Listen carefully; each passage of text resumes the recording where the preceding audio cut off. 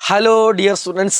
എടാ, 7ാം ക്ലാസ്സിൽ അറബി എക്സാമിൽ നമുക്ക് ഓണം പരീക്ഷയ്ക്ക് എപ്പോഴും ചോദിക്കാൻ സാധ്യതയുള്ള വളരെ പ്രധാനപ്പെട്ട ചില ക്വസ്റ്റ്യൻസാണ് സാറ് പറയാൻ പോകുന്നത്. നോക്കാം. അപ്പോൾ ഓണം എക്സാമിന് അറബി പരീക്ഷയ്ക്ക് നിങ്ങൾ പോവുകയാണെങ്കിൽ നിർബന്ധമായിക്കൊണ്ടും ചോദിക്കാൻ സാധ്യതയുള്ള ഫസ്റ്റ് ഏരിയയിൽ നിന്ന് ചോദിക്കാൻ സാധ്യതയുള്ള ഒരു ക്വസ്റ്റ്യനാണ്. നിങ്ങൾക്ക് ഒരു പാരഗ്രാഫ് നിങ്ങൾക്ക് തരും. ആ പാരഗ്രാഫിനെ ബേസ് ചെയ്തുകൊണ്ട് ഒരു റിപ്പോർട്ടായിരിക്കും. ആ റിപ്പോർട്ടിനെ ബേസ് ചെയ്തുകൊണ്ട് ബർനാമിജ് പ്രോഗ്രാം നോട്ടീസ് ഫില്ല് ചെയ്യാനുള്ള ഒരു ടൈപ്പ് ഓഫ് ക്വസ്റ്റ്യൻ എന്തായാലും നിങ്ങൾക്ക് 7ാം ക്ലാസ് പരീക്ഷയിൽ നിർബന്ധമായും ചോദിച്ചിരിക്കും. രണ്ടാമത്തെ, നിങ്ങൾ ഈ ഓണം എക്സാമിന് നിങ്ങൾ പരീക്ഷയ്ക്ക് പോണ സമയത്ത് നിങ്ങൾക്ക് ഏതെങ്കിലും ഒരു പാരഗ്രാഫ് തരും.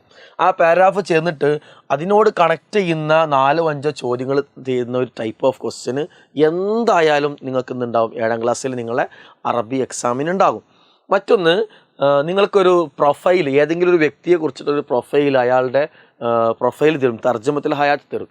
എന്നിട്ട് അതിനെ ബേസ് ചെയ്തുകൊണ്ട് നിങ്ങളോട് പറയും ഒരു ബയാനാത്ത് ഷഖ്സിയ, ബയോഡാറ്റ ഫില്ല് ചെയ്യാൻ വേണ്ടി ചോദിക്കും.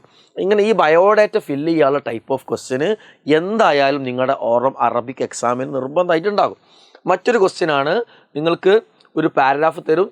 ആ പാരഗ്രാഫ് നിങ്ങൾ ഒന്നെങ്കിലും പാരഗ്രാഫ് തന്നിട്ട് ചോദ്യം ഉണ്ടാക്കാനുണ്ടാവും. അതല്ലെങ്കിൽ ഒരാളോട് ഇൻ്റർവ്യൂ നടത്താനുള്ള ചോദ്യം ഉണ്ടാക്കാനുള്ള ക്വസ്റ്റ്യൻസ് എന്തായാലും വരും. എന്ന് വെച്ചാൽ ക്വസ്റ്റ്യൻ വേർഡ് ഉപയോഗിച്ച് ചോദ്യം ഉണ്ടാക്കാനുള്ള ക്വസ്റ്റ്യന് പാരഗ്രാഫിൽ നിന്നോ അതല്ലെങ്കിൽ ഇൻ്റർവ്യൂ നടത്താനുള്ള ചോദ്യമായിട്ടോ നിർബന്ധമായിട്ട് നിങ്ങളുടെ പരീക്ഷാ പേപ്പറിലുണ്ടാകും, ക്വസ്റ്റ്യൻ പേപ്പറിലുണ്ടാകും.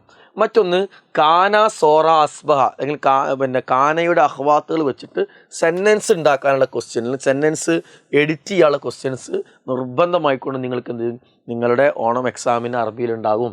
മറ്റൊന്ന്, ചില വാക്കുകളുടെ ജംപ് എഴുതാനുള്ള ടൈപ്പ് ഓഫ് ക്വസ്റ്റ്യന്, അതും എന്തായാലും നിങ്ങളെ ഓണം അറബി എക്സാമിന് ജംപ് എഴുതാനുള്ള ക്വസ്റ്റ്യന് നിർബന്ധമായിട്ടും വരും. മറ്റൊന്ന്, അനയും നഹിനും വെച്ചുകൊണ്ട് സെൻറ്റൻസ് ഫില്ല് ചെയ്യാൻ, അന വരുമ്പോഴുള്ള രീതി എങ്ങനെയാണ്, നഹിന് എഴുതുമ്പോൾ രീതി എങ്ങനെയാണെന്നുള്ളത് ചേച്ചി ഫില്ല് ചെയ്യാനുള്ള ക്വസ്റ്റ്യൻസ്, അല്ലെങ്കിൽ അത് സെൻറ്റൻസ് ഉണ്ടാക്കാനുള്ള ക്വസ്റ്റ്യൻസും നിർബന്ധമായിട്ട് നിങ്ങളുടെ അറബി പരീക്ഷയിൽ എന്ത് ചെയ്യും, വരും എന്ന് നമ്മൾ എന്ത് ചെയ്യുന്നു, മനസ്സിലാക്കുന്നു. സോ ഈ ഭാഗങ്ങളൊക്കെ നിങ്ങൾ നന്നായിട്ട് പഠിക്കുക.